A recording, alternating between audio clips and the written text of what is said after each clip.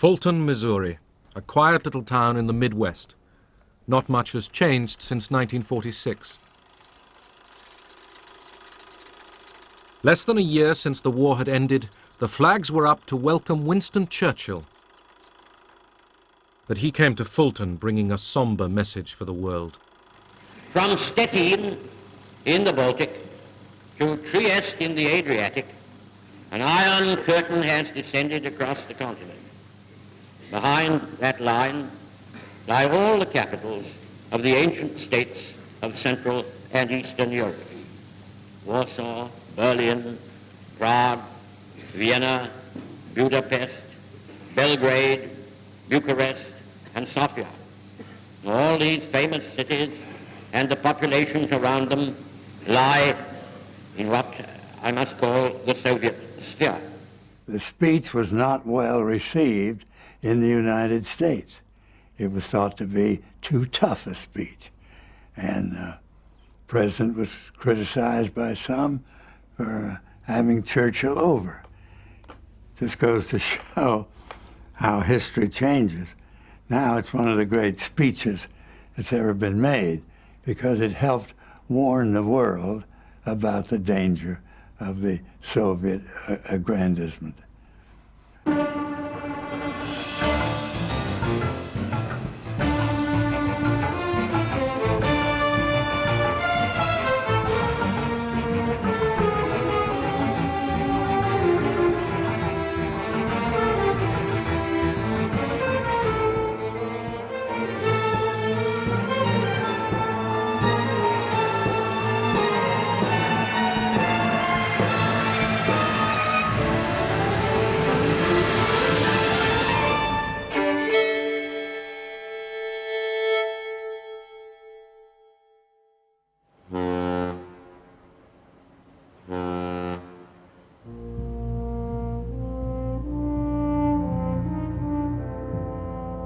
Back from overseas came the Americans.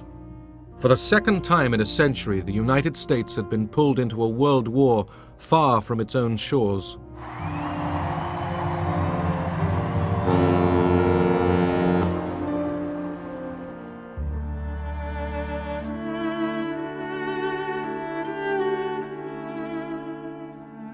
"300,000 Americans never came home. But the rest returned to a country wealthier and happier than ever before."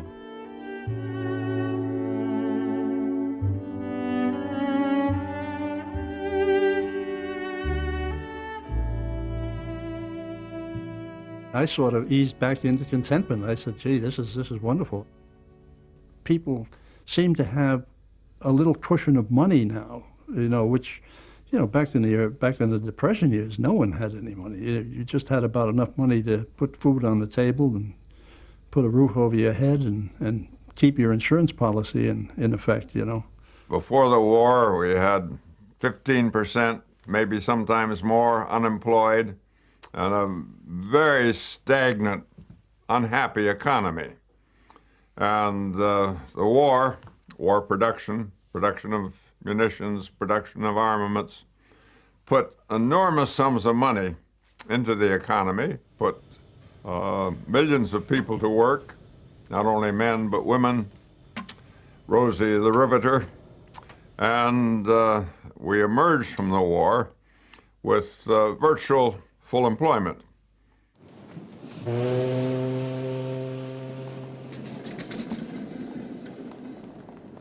As soon as the war was over, the factories, they realized, hey, the Americans have been without a car since before the war.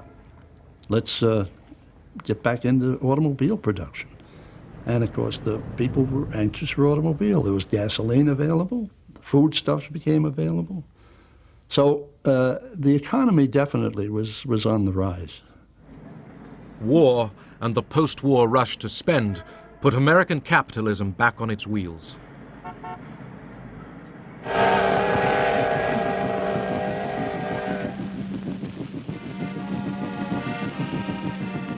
In the first summer of peace, the Soviet soldiers rode home.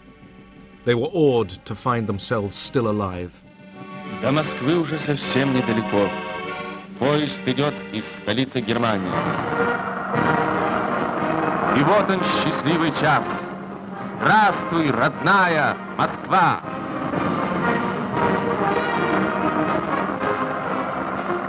Здравствуйте, герои-победители! In the crowds that welcomed them, it was the lucky ones who found their sons or husbands.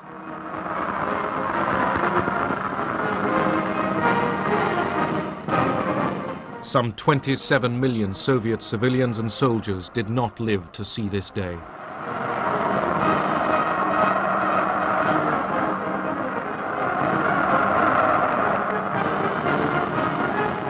И целовали людей незнакомых, радовались.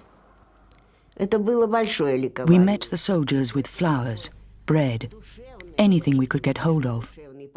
Люди, какая-то надежда появилась, что кто-то еще, кто может быть... We kissed complete strangers. We were so happy. Где он, потому что были же... Our spirits were rising. We even dared hope that those who had gone missing might still be alive. Очень надеялись, что, может быть, они найдут родных, что, может быть, это ошибка. Главное, что были... The whole of Russia had been destroyed. Everything from the borders to Moscow lay in ruins. Все было разорено. There were lots of people with no homes to go to. Возвращаться некуда. Where the Germans had passed, nearly 70,000 villages had been destroyed. Cities lay in rubble. Stalin's pre-war achievements, the factories and apartment blocks of the 5-year plans, had been wrecked by the invaders.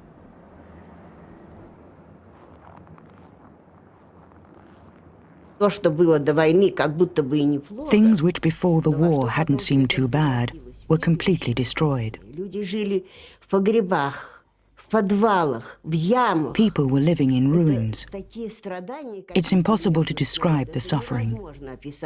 You can only understand it if you've lived through it and seen it with your own eyes. Когда это увидел своими глазами. For Russians, the end of the fighting brought an instant of pure joy. Ну что вам я могу сказать? В Берлине, в центре. Другой раз так забудешь, не вдумаешься глубоко, посмотришь. Напротив Рейхстаг, а здесь Бранденбургские ворота, которые Еббельс-то камнем, который заложил. Все равно прошли.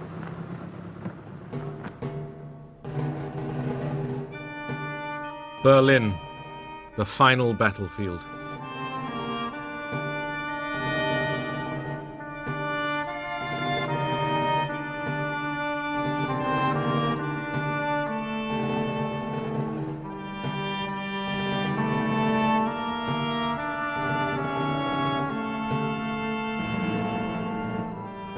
The capital of Hitler's Reich had fallen to the Red Army.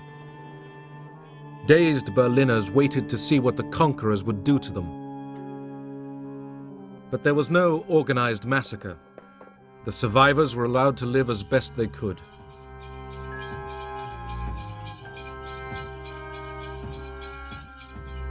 Stalin even ordered his troops to feed the Berliners, but the soldiers looted homes, and all over the city they hunted down women.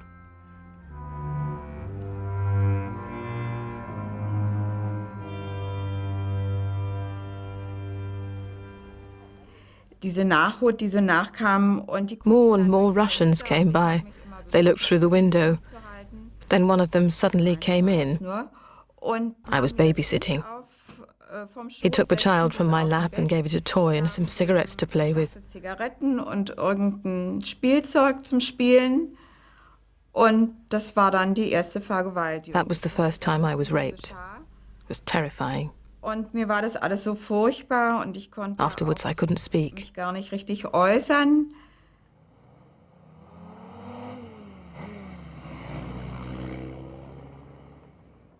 Stalin's police chief Beria and Foreign Minister Molotov tour Berlin.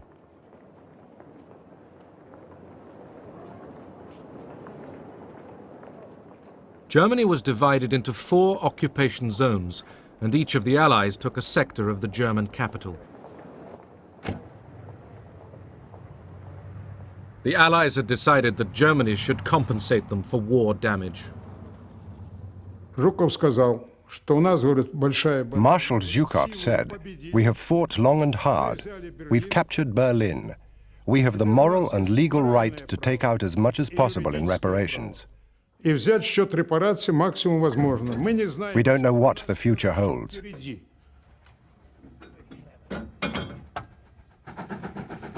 The German population was forced to help the Russians seize industrial resources.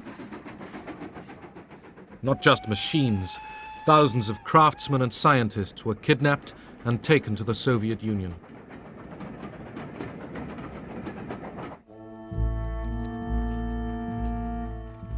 Central Europe was reverting to the Dark Ages. This was a space without law, shelter, or mercy. A continent of nomads.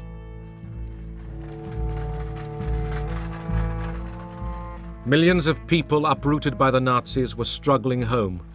Now it was the turn of the Germans to be the victims.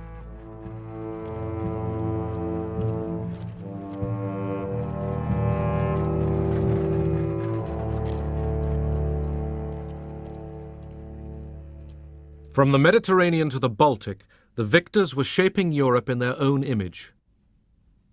Poland, the invaders' route to Russia, obsessed Stalin. Eastern Poland had been annexed by the Soviet Union.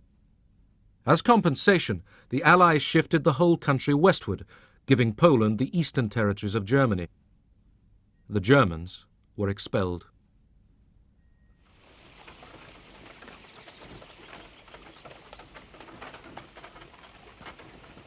Poles, whose own homelands had been seized by the Soviet Union, now took over German farms and houses. Aber in diesem Herbst 45, in the fall of 1945, a young Polish woman, 19 years old, and an older man from the militia entered our house. Und ein älterer Mann von der Miliz unser Haus betreten. Sie fragten The girl asked, "Who does this house belong to?" And my mother said, "To us." Ja, mir. Und And Hania, that was the Polish girl's name, said, "Now it's mine." From then on, it was Hania's house. Von Hania.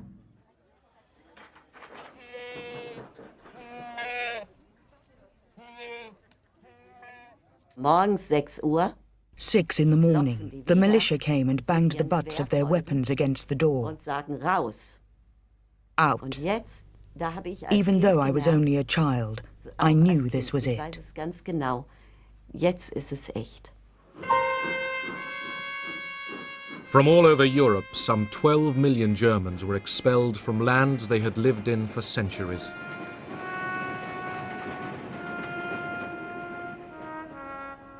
Today it's called ethnic cleansing. Then the Allies called it population transfer, and the British helped to move the Germans out.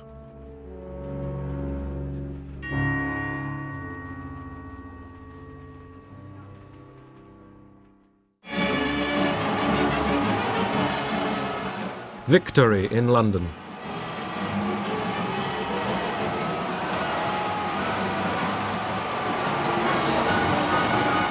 From 6 years of war, Britain emerged happy, but inwardly exhausted.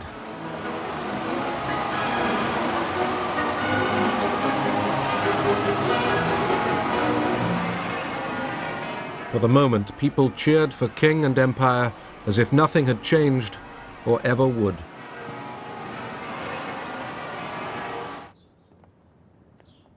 The King's new Prime Minister was Clement Attlee. The British voters had swung leftwards, and Churchill was out. In foreign policy, the new Labour government held tightly to the American alliance. Ernest Bevin, the new Foreign Secretary, was a trade union veteran who mistrusted communists. He had backed Churchill's intervention in the Greek Civil War. British interests were at stake here. The concern was that the conflict might threaten Britain's oil route from the Middle East through the Mediterranean.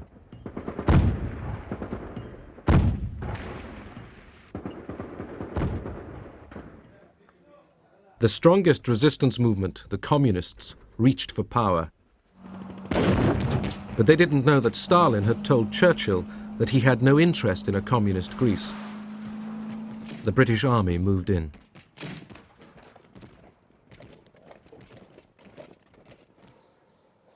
The Civil War was long and cruel.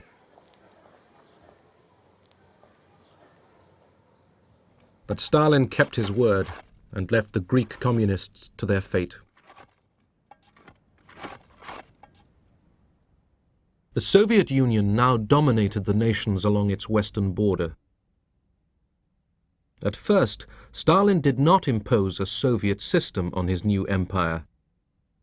Instead, he built up pro-Soviet coalition governments, but the communists made sure that the police and security were in their hands. The Yalta Conference had given Russia control of Central Europe. We knew perfectly well what the Russians interpreted as democracy and all that, but then we were allies fighting a war together. We couldn't very well say to Stalin, now we are going to write down our interpretation of Western democracy and you've got to sign up and say this is your interpretation. It wasn't possible. We began to receive cables from American representatives in what we were all later to call the satellite countries on the behavior of Soviet troops with respect to the people of Poland, of Bulgaria, Romania, Yugoslavia, and so on. So trouble was in the air. What would happen is that such and such a prominent member of the Peasant Party of Bulgaria would be kidnapped, simply would disappear. Or other figures who were not acceptable for inclusion in the People's Democratic new regimes would be disappeared.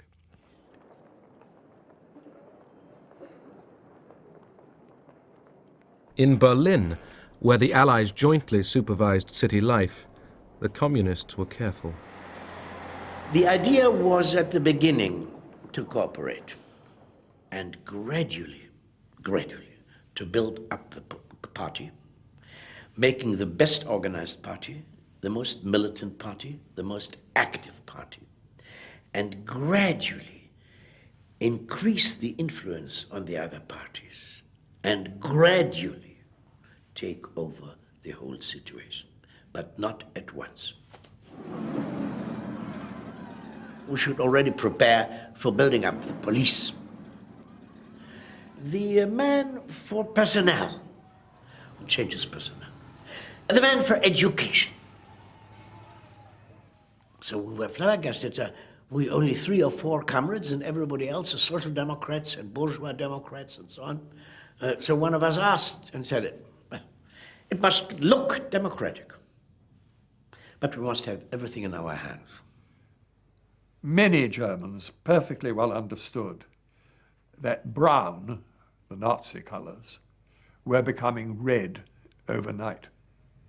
After all, the methods in some ways were the same, or at any rate very similar, of forcing people to do things against their will.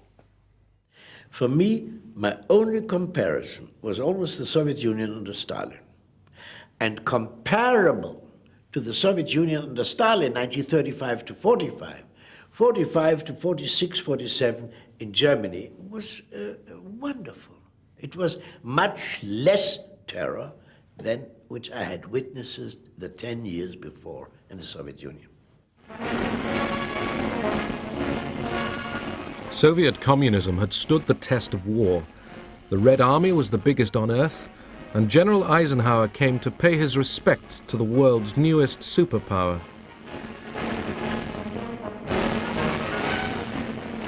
But Stalin feared encirclement by the capitalist powers.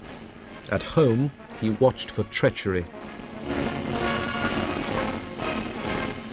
Those who had been taken prisoner by the Germans and seen a glimpse of the West might become disloyal.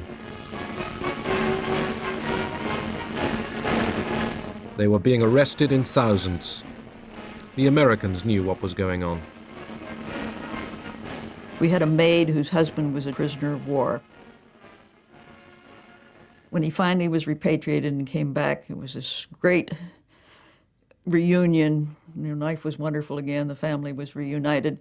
6 months later, He was arrested because he had been a German prisoner of war. Some were there because of a general decree by Stalin. Some were deserters and thieves. Some White Russian emigres. Some Poles from the Home Army. I entered a whole new world. Prison camps were my university.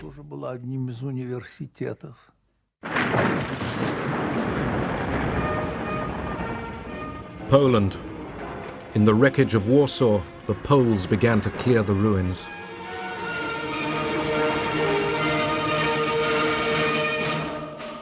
The Poles had fought the Germans on every front, east and west. Now they worked together to rebuild their country.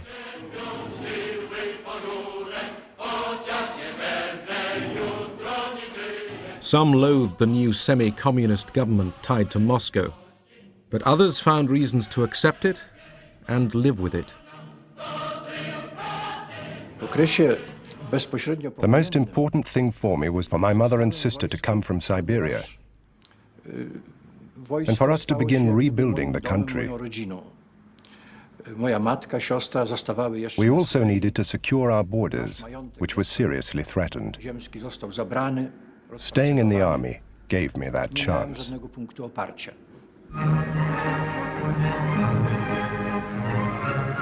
In Moscow, Poland's new puppet leaders were taken to the opera.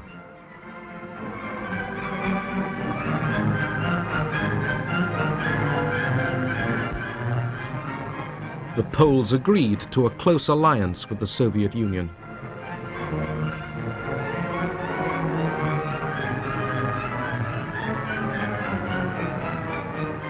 Stalin promised to defend the new Polish frontiers against any German attempt to win back the lost territories.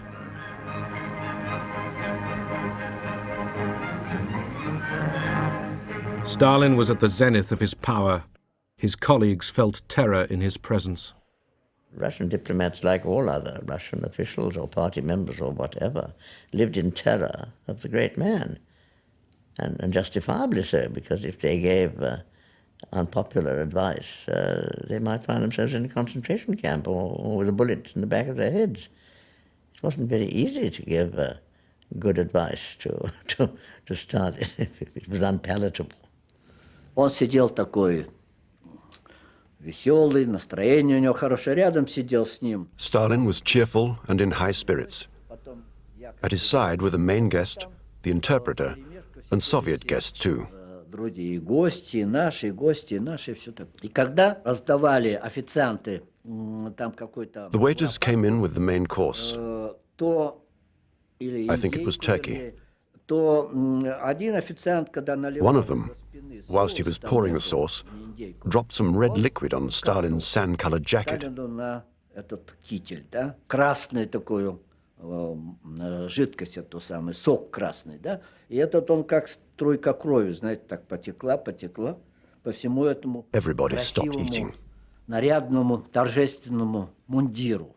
They were in a state of shock about what would happen, because the stains looked like drops of blood.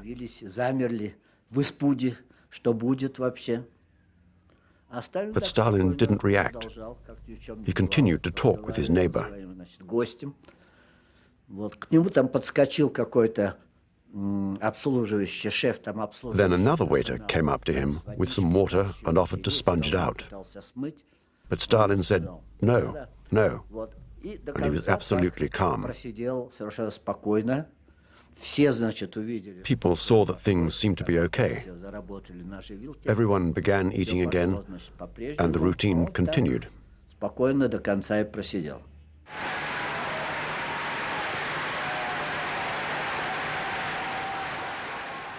To mark the Soviet elections, Stalin made a grand appearance.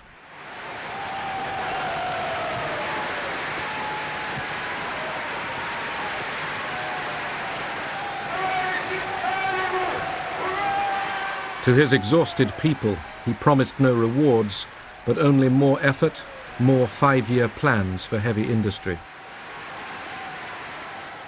Then, in cloudy words, he warned that capitalism and imperialism made future wars inevitable. Did this mean war between the Soviet Union and the West? Abroad, alarm bells rang. I read the speech with care and interpreted it as being a delayed declaration of war against the United States. Wasn't any doubt about it if you read the text carefully, what he was talking about. The speech was interpreted in the West as no less than a prediction of World War III.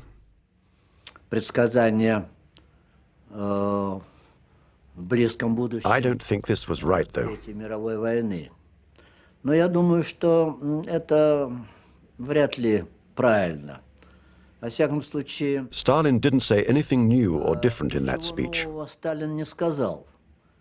He said what he had always believed, that with imperialism and capitalism, war was inevitable. С империализмом, с капитализмом неизбежно.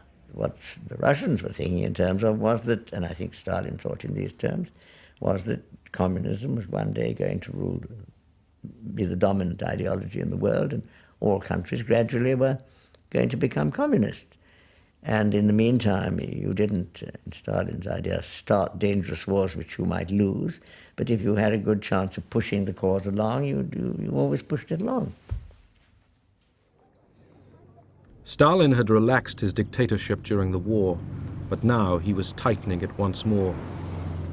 The Soviet Union's obvious suspicion of the West disturbed Washington. An American diplomat in Moscow, George Kennan, was asked what he thought was going on.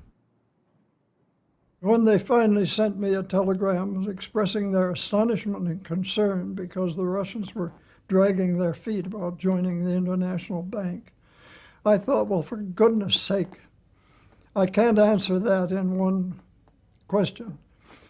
They're going to have to give me space. And I sat down and tried to give a picture of this government as it emerged from the war. One of the strengths of Kennan was his awareness that the Russia in which we were living, Stalin's Soviet Russia, communism, people called it, actually drew in very many ways upon the Russian past. I had to go right back to page 1 and to try to tell them things that I felt they'd forgotten during the war. This all hangs together with this whole question that this was the same group of people who had dealt with Hitler, had tried to deal with Hitler at our expense, and never had changed their views about us. Kennan's Moscow embassy cable became history, an 8,000-word prophecy that the Soviet Union was in the mood to expand across the world and must be contained. The day that telegram was drafted, I unfortunately or fortunately had the night duty at the code room and was rather perturbed about it because I happened to have a very heavy date that night. There was a dance at one of the other embassies, and I wanted to get out as early as possible. About 6:30 or 7, George comes walking in with this 6-part cable, which he wants to send out. And I took a look at it and I said it was nice, but let's not send it out. Let's wait till tomorrow. And I tried to talk him into not sending it. He said, Washington wants it, they're going to get it, and you stay here and do it. Kennan's telegram alarmed Washington. Days later, its message was reinforced when Churchill arrived in the United States as President Truman's guest. They began to get to know each other. Mr. Fred, our president, said to Mr. Churchill, I will be on this trip quite a while, and I would be glad if you would call me Harry. Well, Mr. Churchill said, I'll be glad to if you will call me Winston. Mr. Truman said, I don't believe I can do that. He said, I consider you the first citizen in the world, and I just don't believe I can call you Winston. Winston Churchill said, if you can't call me Winston, then I can't call you Harry. The president said, on that basis, we'll do it. So it went Winston and Harry from that time, and they got on very well. Churchill was due to speak to a college audience at Fulton in Truman's home state. Privately, he showed Truman what he was going to say. The president, not sure that the American public was ready for an attack on its wartime Soviet ally, let Churchill test the water. Mr. Churchill, he's one of the great men of the age. He's a great Englishman.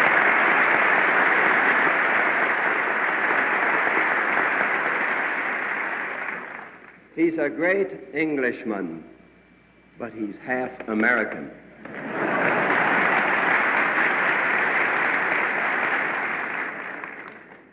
From Stettin in the Baltic to Trieste in the Adriatic, an iron curtain has descended across the continent.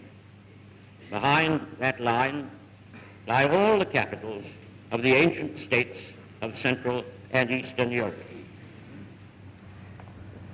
Except in the British Commonwealth and in the United States, where communism is in its infancy, the Communist parties, or fifth columns, constitute a growing challenge and peril to Christian civilization.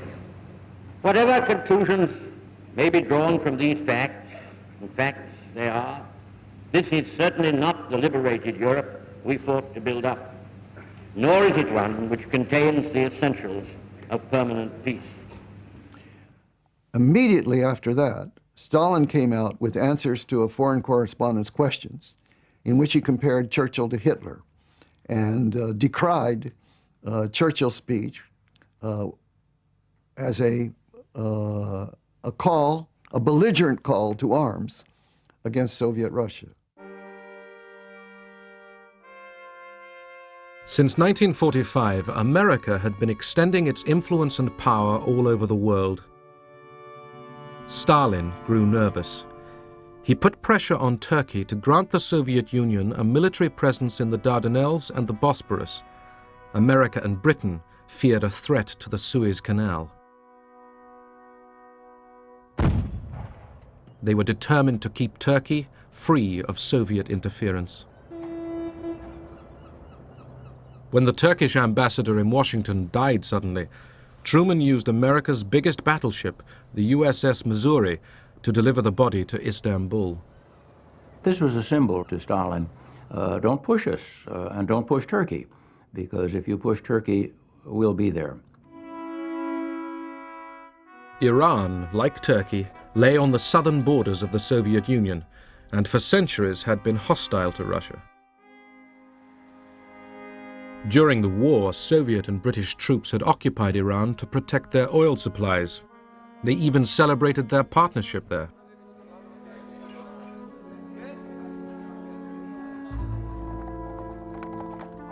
The old Shah, thought to be pro-German, was dethroned and replaced by his son, Mohammad Reza Pahlavi. There was an agreement that once the war was over, the British and Soviet troops would both pull out. When the occupation was due to end, Stalin didn't want to leave.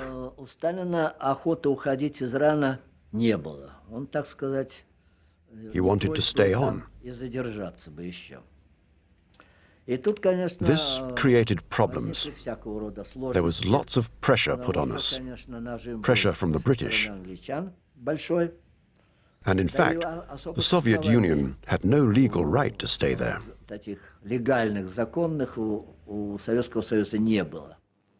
Iran presented the Security Council of the newly founded United Nations with its first crisis. That's Mr. Gromyko proposing to the Security Council that the hearing of the Persian case should be postponed. The Soviet Union tried to prevent further discussion. They lost. Mr. Gromyko and the other Russians then walked out. Their dramatic exit seems to have caused no obvious reaction at the time, though we can imagine what most of those present were thinking.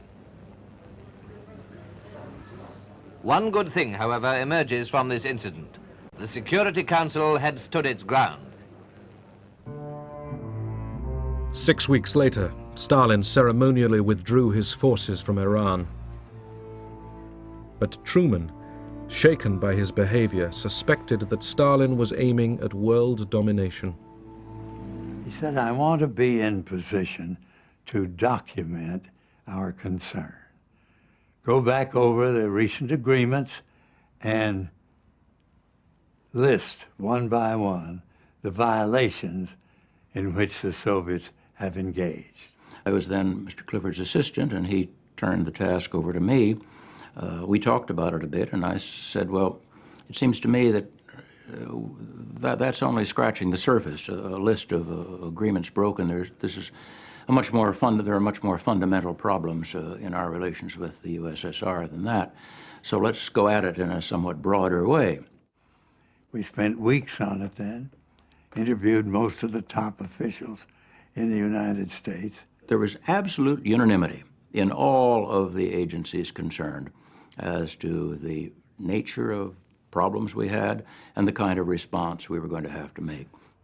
We ended up the report by saying, the policy of our country should be set and clearly set. The Soviet Union constitutes a real menace to freedom in this world. Freedom in Europe, freedom in the United States. So we must prepare for it. The Clifford-Elsie report was kept secret.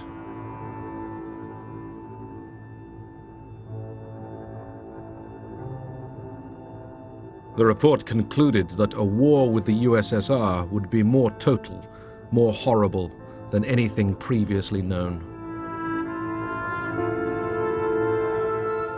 The United States still had the monopoly of atomic weapons. At Bikini Atoll in the Pacific, 2 atom bombs were detonated in July 1946. The warning to Stalin was plain. From now on, all the big powers worked frantically to develop their own atomic and biological weapons. At the Paris Conference of Foreign Ministers, Molotov was determined to maintain joint Allied control of Germany. But his American counterpart, Secretary of State Burns, wanted Germany to pay no more reparations. For Molotov, Burns was too concerned with German opinion. He was outraged. Molotov was nicknamed Mr. No. But if he had been a Mr. Yes, Stalin would not have kept him on. Stalin needed a Mr. No, someone capable of finding out the maximum information about the other side's position. Molotov would squeeze the other side to its absolute limit. When he had totally exhausted these methods, it was Stalin's turn. He would come back and resolve matters with a friendly smile. It was at Paris that the wartime alliance began finally to break up. The Americans and the British were impatient to develop stable economies in their zones of Germany without Soviet interference.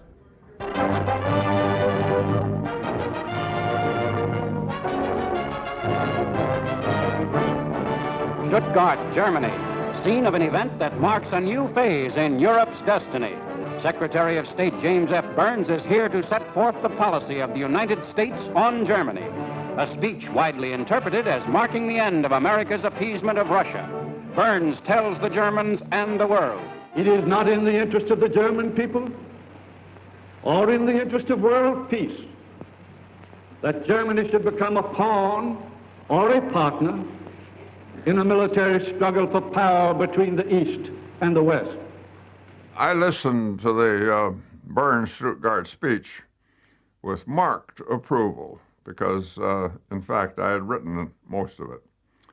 And those of us who worked on it, and Burns, were not thinking in anti-Soviet terms. The American people want to return the government of Germany to the people of Germany. The American people want to help the German people to win their way back to an honorable place among the free and peace-loving nations of the world. In 1945, the Allies had approved Poland's annexation of Germany's eastern provinces up to the Oder and Neisse rivers. But now Burns suggested that the new frontier was unfair to Germany and might be changed. It was a shocking statement. It made us think that our western border was being questioned by the Germans and by other Western countries. Jest I będzie kwestionowana przez mocarstwa zachodnie, przez Niemcy. It was one of the most important things that strengthened our ties with the Soviet Union. Umacniał nasze sojusznicze stosunki ze Związkiem Radzieckim. More pictures have arrived from Moscow. They show the everyday scene in the Soviet capital's famous Red Square. And what's in their shops? Well, here's a glimpse of the sort of things now on display. These new fashions, our cameraman tells us, are so expensive that they're quite beyond the means of ordinary people in Russia today. Ordinary people were much worse off than the newsreels showed. Был период ужасный. Вы знаете, it was a very hard time. I had a son who was 1.5 years old. He used to get a plate from the cupboard and walk after me saying, "Give me, give me." But I had nothing to give him. We used to go to the market and buy horse feed. On the collective farms, war damage and the death of so many workers at the front were deepening a grave food shortage. I took a trip down through the Ukraine, and it was the time of the 47 famine that was going on down there, about which nothing was heard in the outside world. Soviets were talking about great grain harvests and everything else. We got down there, on the train stops, you would see children with distended bellies begging for bread. At the in Odessa itself, people lying out on the streets outside the hospitals where they couldn't take them in, starving to death. There was malnutrition everywhere. In Germany, too, hunger and disease were spreading.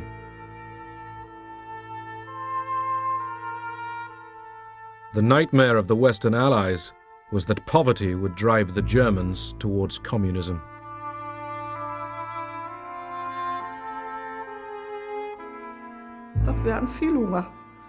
There was never enough food. We were always hungry. In those days, we went on scavenging trips. We went to farmers and begged. Sometimes we got something, other times nothing. America's General Lucius Clay reflected, "There is no choice between being a communist on 1,500 calories a day and a believer in democracy on 1,000.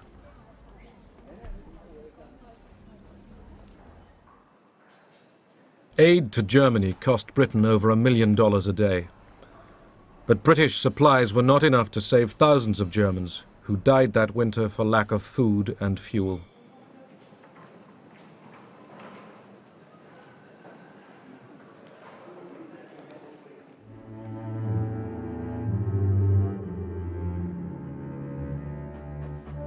Britain, too, was weakening. The fierce winter of 1946-47 brought industry to a standstill.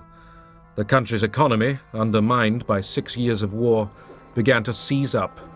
Coal ran out, electricity failed, and food rationing grew even tighter. You know, people forget again, we never had bread rationing during the war. We had bread rationing after it. And that was because we were pouring wheat into Germany to prevent mass starvation there.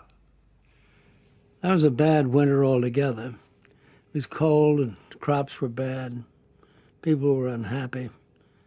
And the communists were making strenuous gains here, there, and the other place, particularly in Italy and in France, but also in Germany.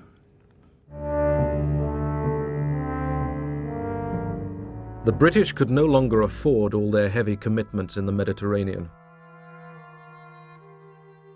They told the Americans they intended to pull out. The message came, and it was flat. It said, Great Britain is withdrawing from both economic aid and military aid to Greece and Turkey. This simply crystallized the opinions in the executive branch that the United States had to move and move very, very quickly. The prospect didn't look good at all for Europe or for the United States or for anybody. In Washington, President Truman went to Congress. From now on, he announced, the United States would contain the advance of communism anywhere on the globe. This, at last, was the official declaration of the Cold War.